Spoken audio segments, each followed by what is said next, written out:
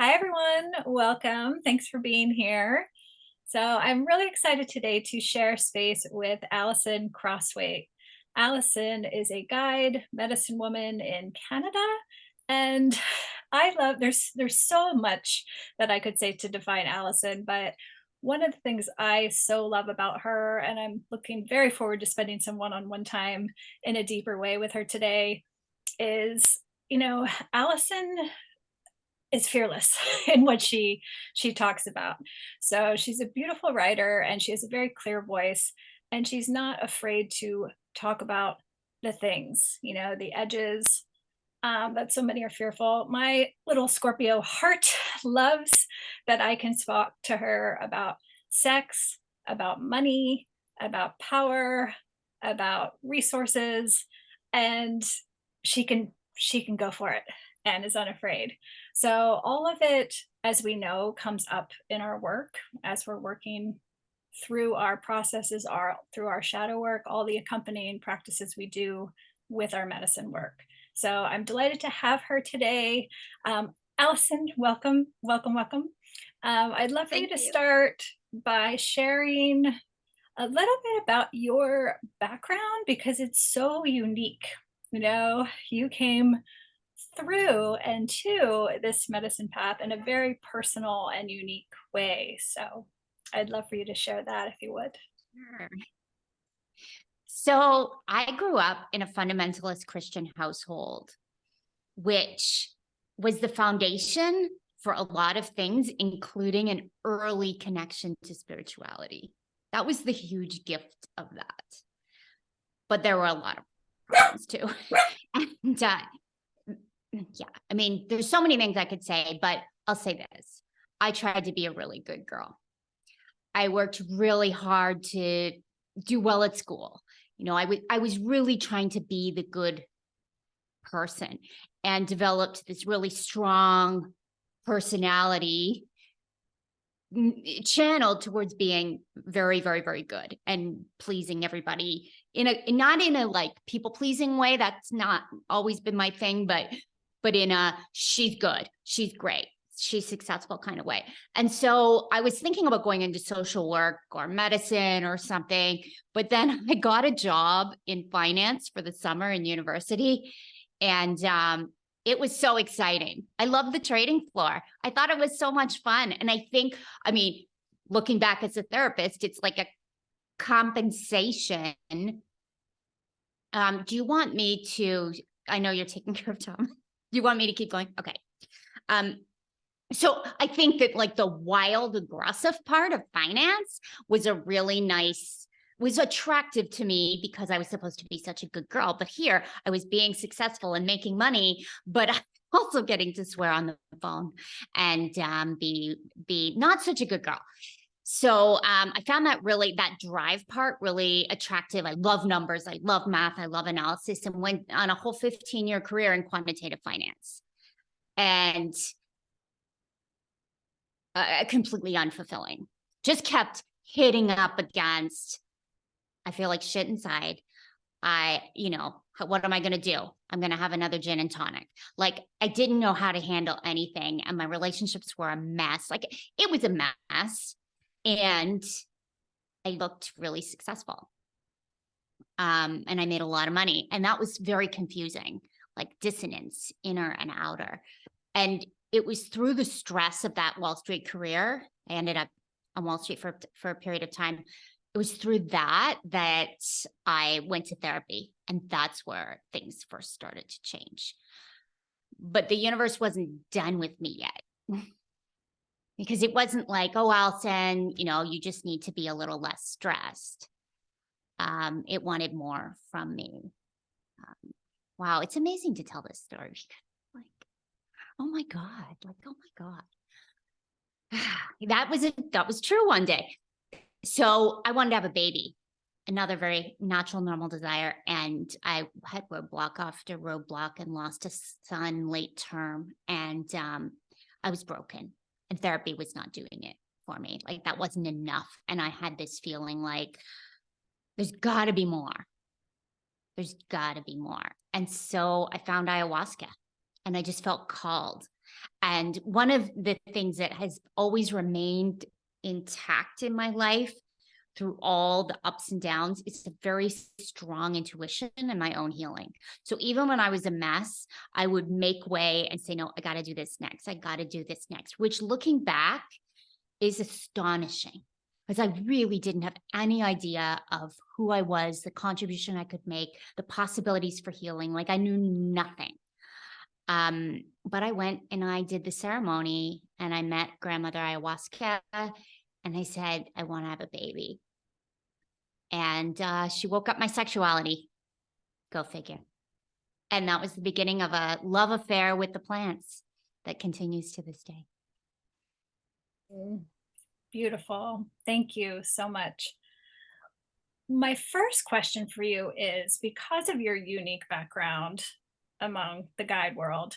So there's a lot of people who don't have much of a healing background, haven't done a whole lot of personal work or shadow work, and they read about it and they hear about it and they want to go straight to the journey. They want to go straight to the peak experience.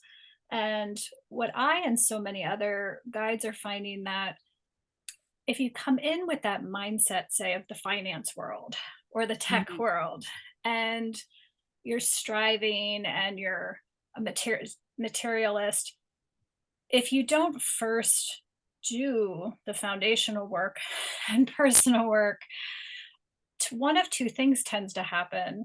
Either you are completely cracked open and shattered by so much so fast too soon without the resourcing and net to hold it, or or you just go into the extreme ego inflation of now I'm not like the greatest banker in the world, now I am the greatest spiritual speaker in the world, right?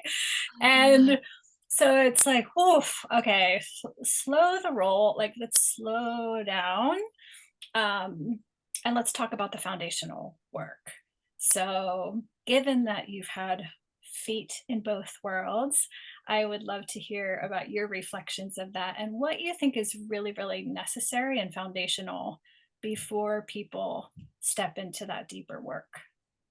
Oh my gosh, I love talking to you. Yes, exactly. So I actually will not work with someone who has not had usually a few years of self exploration. The way that I don't like to put it in boxes and say, oh, you have to have been in therapy or you need a meditation practice, but you need something. And what I look for is an awareness of how we've created the life that we're living, like some awareness of our patterns and some awareness of like what has hurt us in life that we've dealt with and how we dealt with that in generative and not generative ways. Like no judgment, do it, just the ability to have that conversation says to me that you might be ready to see a little more of how you created your life. Because absolutely, like this work is the most humbling work. Like if we're honest as guides, and this is one of the reasons I resonate with you and your community, if we're honest, we don't know very much at all about the mystery that is life.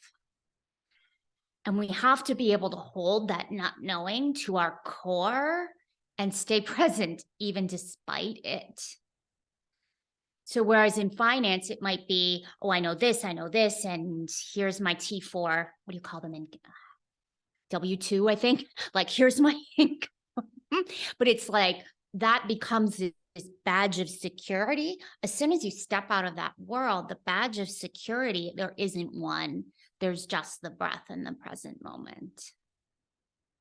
And I think that knowing that a little bit, having some kind of awareness of that is necessary before we journey and for people's benefit. That's for people's benefit. And if you've never been in therapy and you've never meditated, there's a world of possibility like right there for you. You don't need to journey yet. There's a lot of exploration right there. Beautifully said. Yeah. One of the things I've seen you write about frequently that I so resonate with is it's not about the medicine. It's No. really not about the medicine. And that's something, we've seen in our microdosing community. We work with many beginners, and because of the Western framework of being externally focused, it's really hard for them to get there's a learning curve to getting that it's not the medicine doing something to you, it's really you. It's potentiating you. And then and when you stop practice, it's you don't lose it. And then you trust like deeper and more deeply like, oh, this is mine to hold forever. This came within me. The medicine and nature just helped ignite it within. And so once you get it, you get it. But most people don't realize that. And with the rush of the media and the media portrayals of, speed and ease and prescriptions and couching these medicines as drugs, that's been really problematic to educate people that it isn't about the medicine. So I know you work Right. with people from microdosing through ceremony. So I'd love for you to reflect on that and how you approach and educate people that way. Yeah, this is another way that you and I resonate so much. And it is an education process. There's no doubt. And it's a little paradoxical because the medicine does allow these huge shifts that I certainly in this lifetime probably wouldn't have had without the medicine. So, yes. And I like to talk about it like a love relationship. Like you both have to show up. And you do get to know each other. So at the beginning, I do a lot of when people start to microdose, I do a lot of no, no more. People often want to take more and more often. And I say, no, let's stick for this 8 weeks. Let's just do the twice a week and just see. And then at the end, you can check in with your intuition and go there. But let's create a very careful container the first time and just stick to it. Kind of like you go to therapy once a week when you're first starting. Like just stick to it and see what happens when you have 2 dates a week. Like let's just see, give it a chance. Um, there was something else I was gonna share about that. Yeah. No, I think it's gone. But yeah. We'll circle back. Um, let's talk about sex. From Ooh, love relation to sex. So I would love, again, it's one of those things that's not really talked about in the mainstream press and media or even, on social media guides, but our sexual energy is the power of creation. It yes. truly is. And so while we, think of sexual energy and immediately go to, oh, yeah, it's way more than just the conventional box that we think of. So I would love for you to speak of it about that, your work in that area and what you've seen and witnessed. Yeah, sure. I Hmm. mean, this was my big area of surprise and excitement. And this was the avenue by which the plants woke me up. And I was brought up to be a really good girl with huge sexual repression. And it was a very powerful journey to take apart that conditioning with the very strong help of grandmother ayahuasca, who's a very strong medicine. And she wouldn't let me, like, I, ceremony after ceremony, I would try to have a different intention. And she was like, nope, nope, nope. And I think that, I can only speak as someone who identifies as a woman because that's my experience, although I see it with other genders as well. I, I think we make sex into intercourse. So and in our culture, it becomes about the act between two people. And it's impossible for us to find ourselves in that. Um, until we have ourselves separately first. So the big lesson for me has been about, like, I feel so juicy and have done so much work on this that I can feel turned on in a heartbeat, whether I'm in relationship or not. And that's great and fine. And the way we were born to live, it's not about, am I making my man happy? But it can get very complicated in these intimate relationships. And so what I love about helping people through this is watching them light up and watching them realize their sexuality is their own. And then they can choose to share it as they want to. But it's not about the act of sex. That's just one like teensy part of the joy of being alive. Like every moment I like take an inhale, I share something with you, you smile, and then, I might relax. Like that's all orgasmic. And the medicine really clears out a lot of, well, A, shame, B, blockage to sensation, puts my nervous system together so the trauma's not there and I can feel juicy and powerful and also not afraid to say it.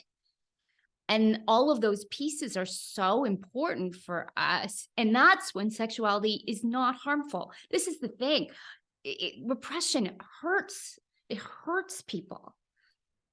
It comes out backwards. So we need this, and we need men to do this work. We need everybody to do this work of owning their sexuality and not making it dependent on someone else. Absolutely. Yeah. I mean, specifically, I know in the guide world there's a range of medicines. I know you and I both resonate with mushrooms very much. Mushrooms in particular are a very relational medicine, especially when it comes to microdosing. People find that it's so subtle, it's so powerful, but sometimes because of its subtlety, it's through your relationships that people reflect back to you, whether it's through group work or community or your therapist or your kids, your partner. They notice before you do sometimes the subtle shifts in you. However, so then we have people who are in relationship and people who are single, and not in partnership practicing. And sometimes the single people feel a little left out, like they're not, are they going to miss Mhm. something because they're not in a partnership to have that Mhm. growth and that relationship? But at the same time, I assure them it's really a powerful time to do this self work when you are in your sovereignty and you are in your energy, because you're very likely to attract and be attracted to a very different person when you are healed. Right? It's Yeah. actually in some ways, yes, you can see your growth with a partner, but on the other hand, is your partner going to grow simultaneously and grow with you and be able to hold this expanded version of you? So that's just a unique wrinkle with this work that we come up Yes. against. And I don't think it's talked about enough of couples and the dynamics of relationship. Absolutely. Yes, yes. So Oh my gosh. have you experienced couples practicing together, and do you embrace that? Yeah. Yes. I mean, I've experienced everything from working with someone who did not tell her husband she was doing this, all the Common. way through to couples doing it side by side. Hmm. Um, and and people who are completely single doing it. And I just gotta say, every human life has its enjoyable side and its more challenging side. Like Right. it, yeah. I think that the couples who do it together, they got to have a lot of ground and communication to start. Um, it's a wild ride, especially if they're parenting. Um, and it's totally doable. But you got two people going through big shifts together. And a cornerstone of the work I do in microdosing, and I'm sure you're similar, is grounding. Everybody wants the shift. And really, we have no trouble with our crown, right? Like we got the vision for the shift. it's about just taking that time to ground and feel our own selves. And if we can do that, I think it's a really amazing thing to do together. I mean, just fantastic. Beautiful. Money. I Yeah. would love to talk about money. I know it's a subject you are very, very passionate about, and you have unique insight given your background. But again, money is a subject that we don't really talk about, or we frame it in a certain way, and we tend to keep it emotionless when it is such an Oh, emotional subject. And yeah. there's so much behind money and the dynamics of money. I mean, just in the instance of, when people come and interact and exchange for healing services, the way they relate to payment and pain and money there's so many rich psychological tells, if you will, in those dynamics. So yeah, I would love to hear your thoughts on money and working with the topic of money and medicine work. Yeah, I mean, there are so many angles to this. I think the one that I feel most strongly about off the top is the link between trauma and money, and claiming what's ours and having boundaries and self-worth when we have experienced a lot of trauma, and when we're in non-dominant groups where we're not supposed to make a lot of money.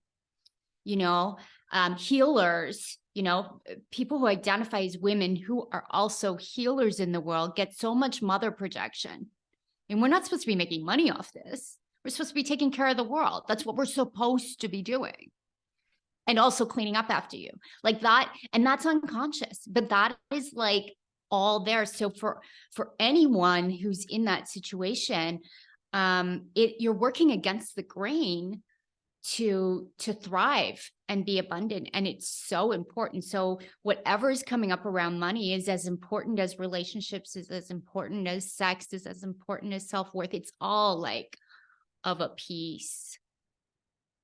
I'm on a bit of a thing right now about the opioid crisis. I've gone deep. Like, I've read all the stuff, not all, of course, but I've gone deep on the laws and how did this happen? How did they get away with it? And I think it's so important for us to ground and realize that highly addictive substances were provided liberally, profiting a very few number of people. And yet the medicines that we work with are somehow dangerous.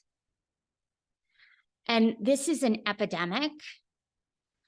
And so there's the political and the importance of that. But this is how money is seen in our society. We're sick. We are sick. We are willing to kill people for money. Like, there's words for that. And then people who are trying to help, it's like we get this projection and this, well, it shouldn't be that you make money. And so we have to just see the picture. And there's a million examples of this, but really see, we are very sick around money. We're ill. Like, we have a disease. We deserve like all the compassion in the world. And I don't think there's barely anyone who I trust when they speak about money. There's a few, but most of us are deep in our unconscious wounding. So we have so much unpacking to do. Like, let's talk about it. Let's strive to change this. Like, let's really do that, because we all, like, this is the heart of social justice, is having access to resources. Healers don't generally have a ton of money. You see this all the time. Like, we should have all the money. Like, and even saying that, I'm like, oh, someone's going to hate me for saying that. But you've got people making billions, and now you've got these pharma companies who want to patent the psychedelic chemical. I mean, what are we doing? What are we doing? I know. I know. I know That you was and a lot. I I know. Yes. No, you and I resonate big on those topics for sure. I think yeah, I agree so passionately with everything you just said.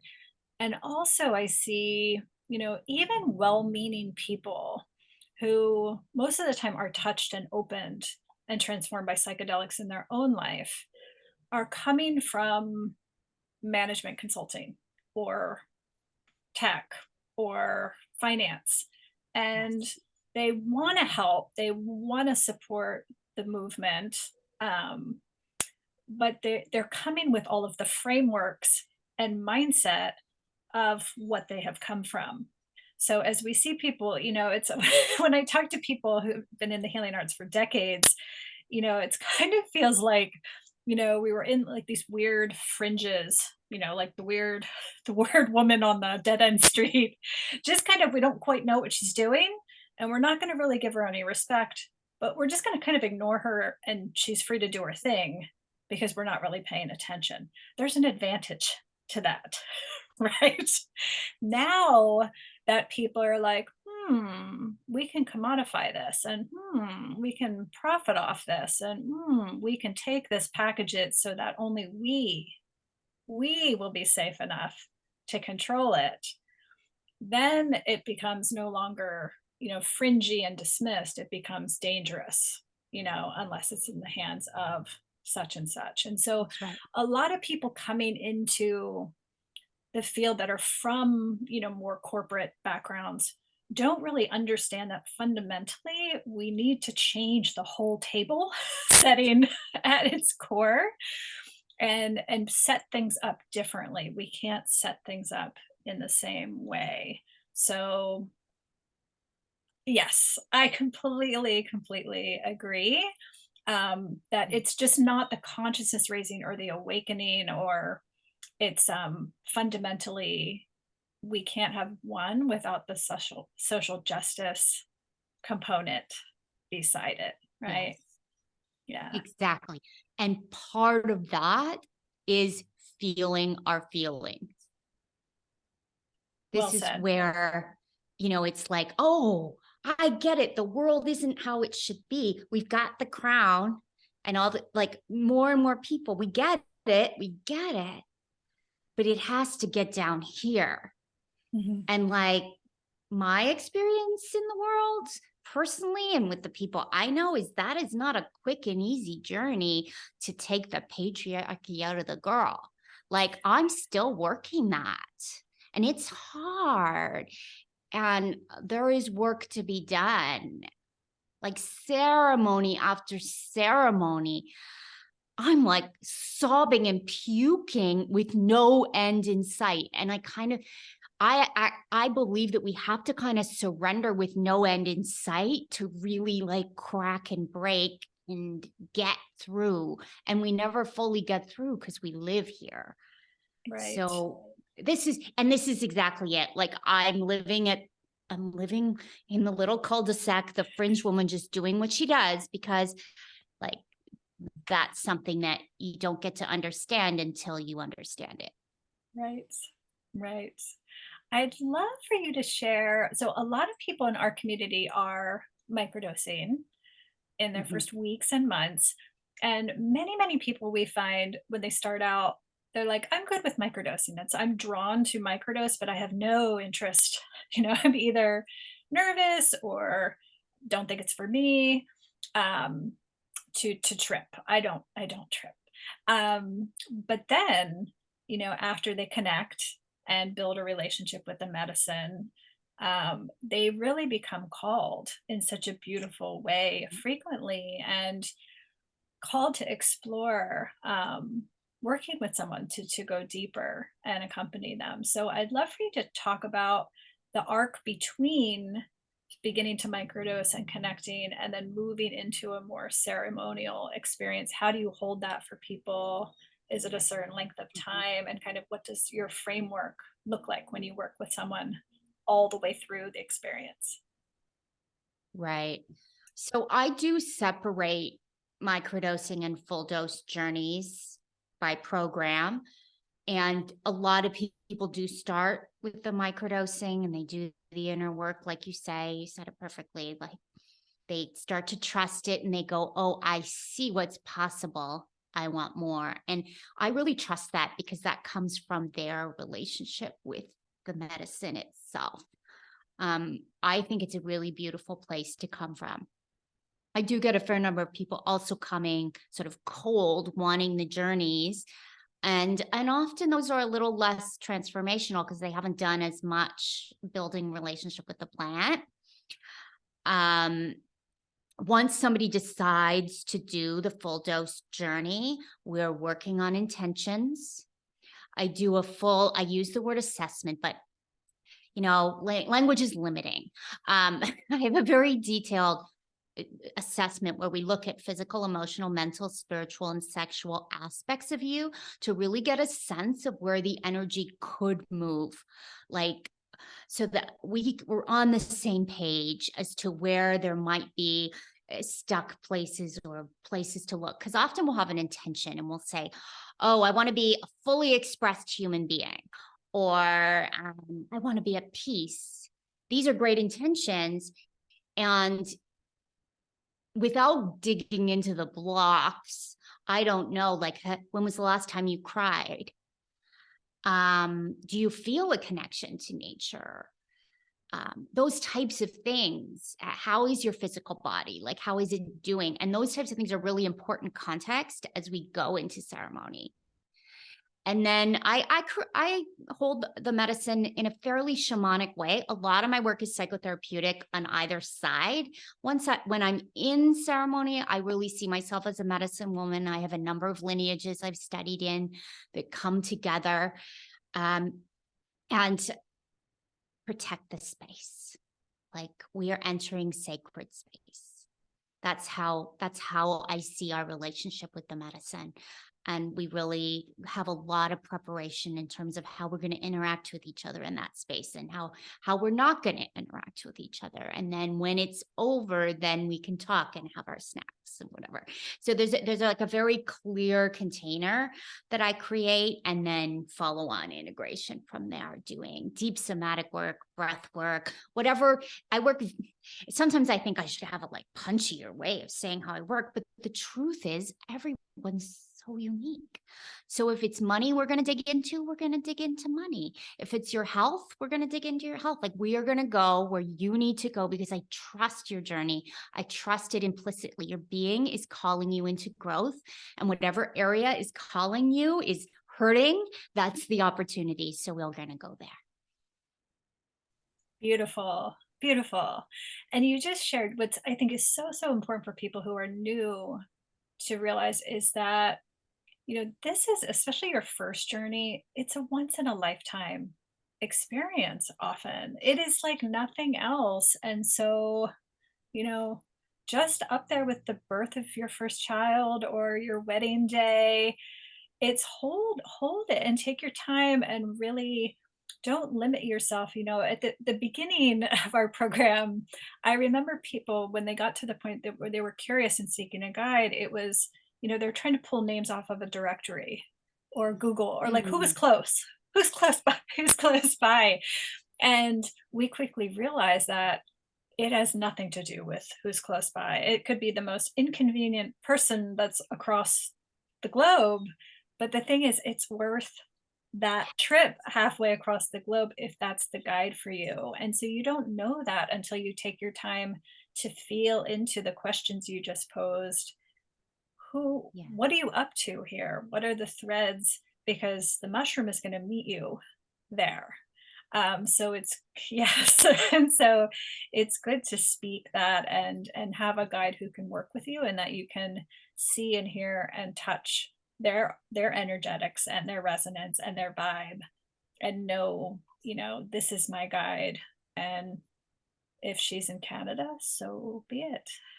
I go to Canada, right? That's right. Yeah, yeah, Yeah. yeah. I love Snake. that. A lot of people do say it's like the birth of their first child. I've heard that a number of times too. And I think it's really true. Like, can we elevate this to a pilgrimage rather than like a transaction? Beautiful. Beautifully said. Absolutely. Yeah. Snake. I'm Ah, so curious. since we met, it's a question I have when I've seen you referred to as Snake by others in the community. So I would love to hear the story of how your alter ego came about. Yeah, sure. Well, my mother's terrified of snakes and I inherited it. So it's a very unlikely medicine name. But I was in a meeting with my mentor, and this is like, I find the whole project of public communication so complex. Like, I'm a therapist, I hold space. I'm a fiery Gemini. I've got a lot to say, and it doesn't all make sense.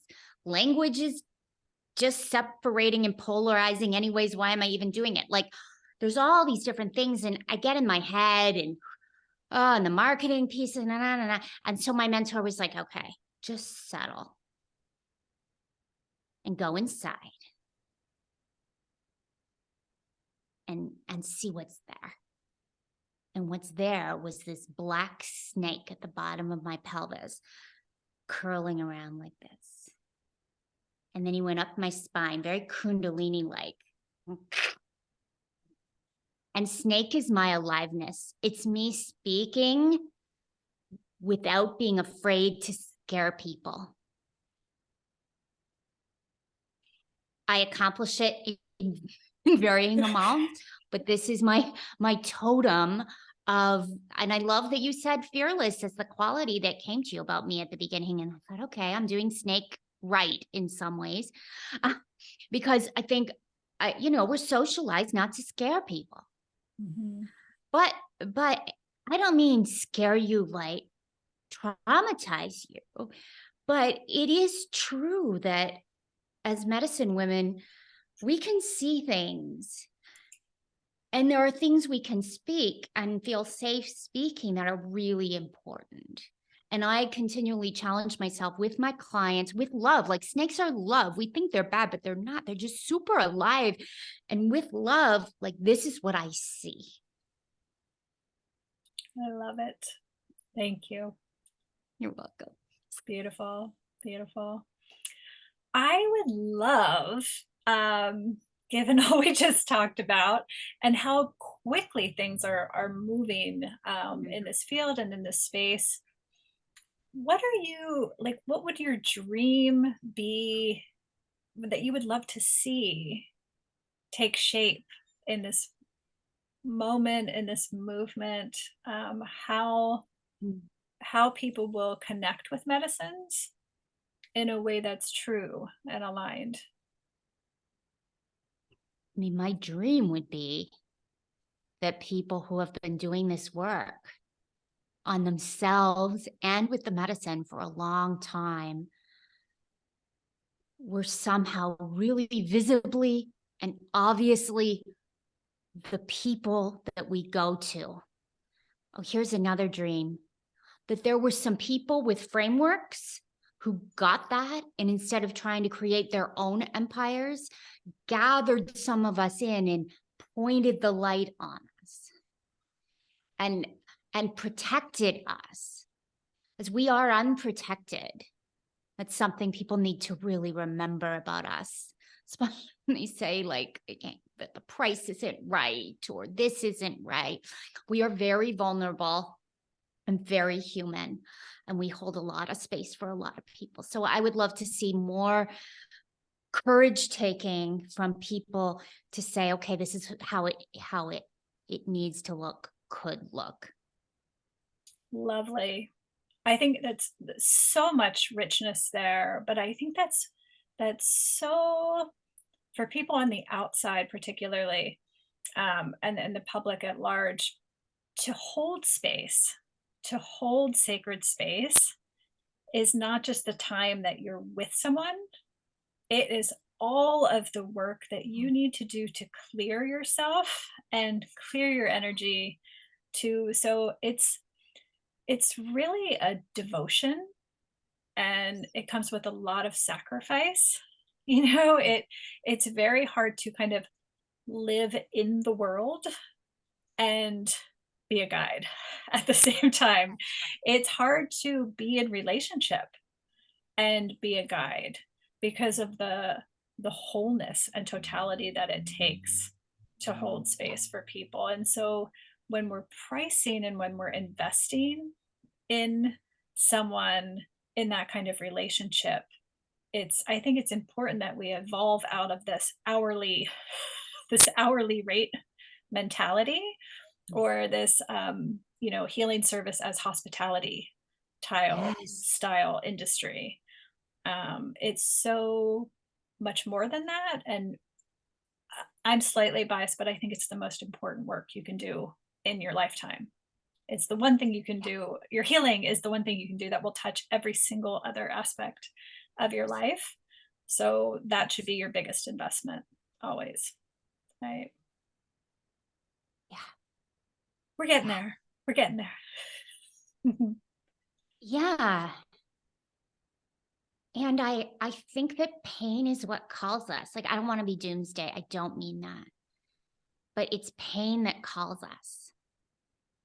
And even today, the issues that I'm working on with myself are the places I'm hurting or afraid. And can I honestly say that if I wasn't hurting or afraid, that I would have as great devotion?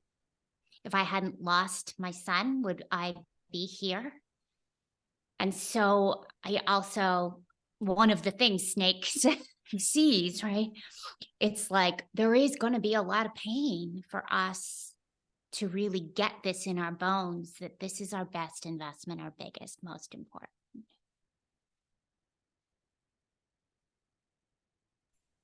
Yeah, thank you. Um, are mushrooms your primary medicine that you work with? They're my primary. Yeah. Mm-hmm. Gotcha. I have been And doing some work with 5-MeO with my advanced students because 5-MeO, talking about sex and money, has been very core to a real purging of my frequencies. Um, and I believe in it very much, but I also talk about foundations. I believe it is being served way too widely. I think a lot of foundation needs to be done. yeah, for those, if you don't mind sharing a little bit more about 5-MeO, a lot of people in our community are microdosing with mushrooms, and so Right. 5-MeO is new to them. And it's funny, I know when I talk on podcasts and panels and things to the general public, one of the common question is, so are all the medicines the same? You know, is microdosing going to be the same as ayahuasca? And it's like, no, no, slightly different tone and tenor. Yes. Slightly. Yes. So, yeah, for those who are new to 5-MeO, can you share a little bit about why someone would come to that medicine? It's a big, big medicine. Um, and when do you find, like, what kind of clients do you feel something clicks and you're like, it's time for this medicine for them? So I believe that each of us are called to the various medicines. And it is like a relationship, a love relationship. So some people can have multiple at the same time. Many of us struggle with that to really do it deeply and well. I don't really get into mixing them very much. I like to do a lot of work with one and then move into another. So I call my Empower program my full dose journey transformational program. I call it my earth program. You're like purging and you're getting grounded and you're doing the work. And then I call 5-MeO, which is the synthetic version of Bufo alvarius, the toad secretion. I call that my heaven program. The best way I can describe it, and it's different for everyone, but the best way I can describe it is a very fast acting near death experience. In fact, not so near. You could say that you die. And that is incredibly powerful for grounding us in the reality of our death. And it's a lot to handle, especially if you have trauma in coming into the world, to then go out of it in a medicine experience.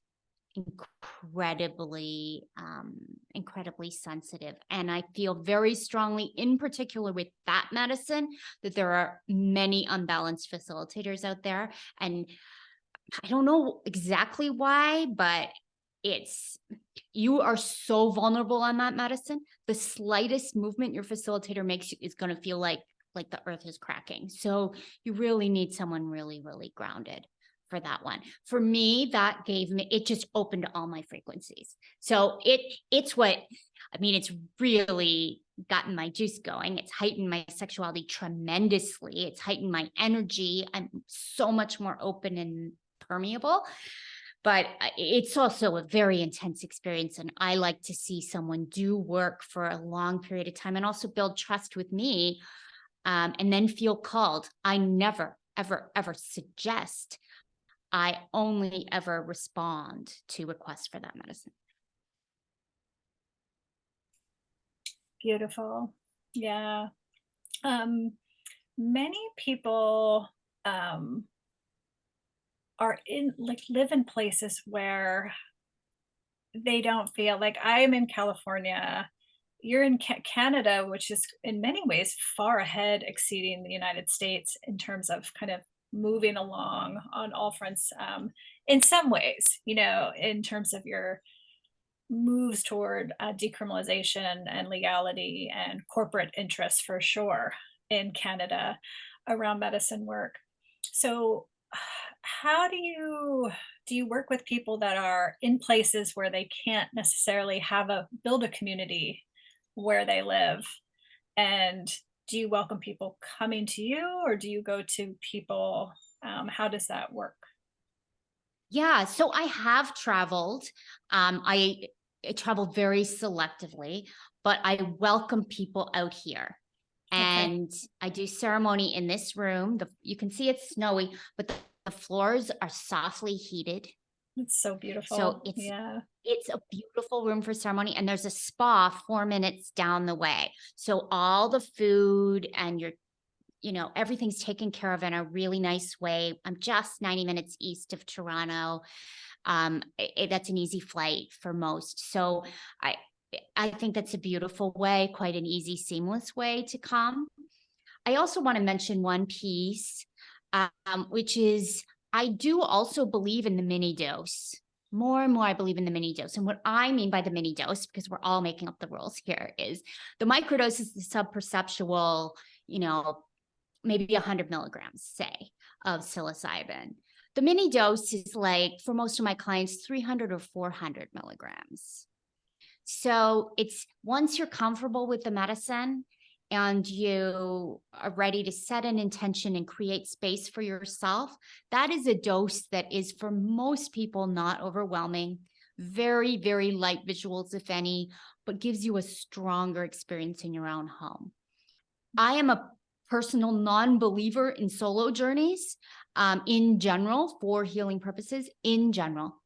But I think the mini dose is a really nice way to hold yourself if you've been doing well holding yourself and having online support in a microdosing program.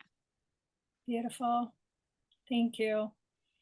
My last question for you is, there's a lot of people who start microdosing who would never have expected it at the time, but once they start practice, they're called to this work and working in this field, in this space. I have so many examples of people who 2 years Mhm. ago were consultants or marketing or in corporate and are now death doulas and microdosing coaches and art nature therapists incorporating medicine work. So that's one element. And then there's a whole lot of clinicians, I think, that are coming around to the fact that, their clients are asking them for this in many respects. So when people come now and they genuinely want to work with medicines in a reverential,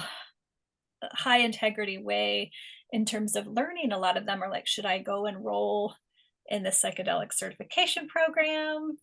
Should I go Mhm. here? What should I do? So Do you have any advice or thoughts on, and maybe based on your own experience, how what kind of learning is the most meaningful if you get called to Yeah. do this work? Oh, I love this question. I could seriously go back and forth with you on this for 2 hours because I think Mhm. that we both have lots of thoughts on this. Um, I think a couple things. Our own work is always the first. And this is how I was trained as a therapist, way before medicine work.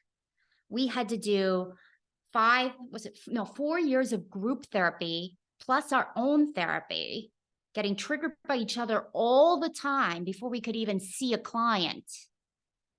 And nowadays, it's like everybody's seeing clients, like everybody. And I'm like, whoa. And I remember the first time I did, I was like shaking, and he sat down in front of me and he started to cry. And I was like, oh, this is what they mean by projection. Because I literally don't know what I'm doing, but he thinks he's seeing a therapist. So he's going to cry.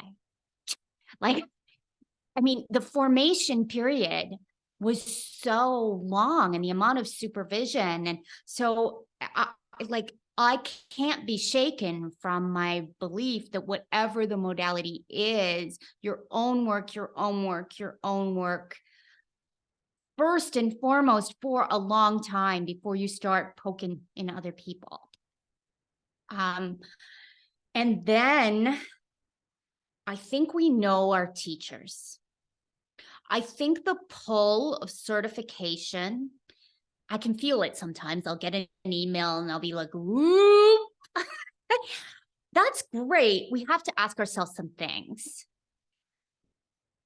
I would much rather someone go and actually get a therapist license that allows them to do things in the world than get a psychedelic certification because they think it's going to get them something. It's kind of like all the life coaching certifications. Like some of them are good, some of them aren't. Let's put all that to the side. And what I usually say to people when they come to me is like, who's your teacher right now? Like who's your teacher? Like and I don't mean this, like I have a lot of trauma and lineage, so I don't mean this the way it's going to sound, but we prostrate before our teachers. Like, and that's how we make mistakes. That's how we grow.